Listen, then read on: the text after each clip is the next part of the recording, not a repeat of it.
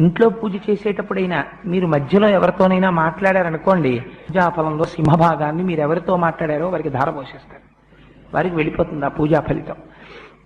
అందుకని పూజ చేసేటప్పుడు మాట్లాడకూడదు. శరీరంలో ఉండేటటువంటి ఏ రంధ్రంలోంచి వాయువు బయటికి వెళ్ళకూడదు.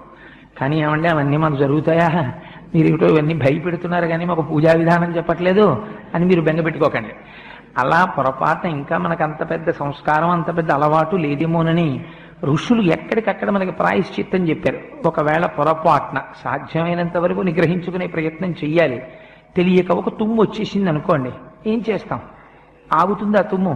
వచ్చింది, వస్తే యథార్థానికి ఏమిటంటే మీరు లేచి మళ్ళీ వెళ్ళి స్నానం చేసి వచ్చి మళ్ళీ పూజ చేసుకోవాలి. కానీ ఏమంటే అలా స్నానం చేయడానికి పూజ చేయడానికి మళ్ళీ మంత్రపుష్పం దగ్గర మళ్ళీ తుమ్ము, ఇంకెన్ని క్యాజువల్ లీవ్లు ఆఫీస్కి.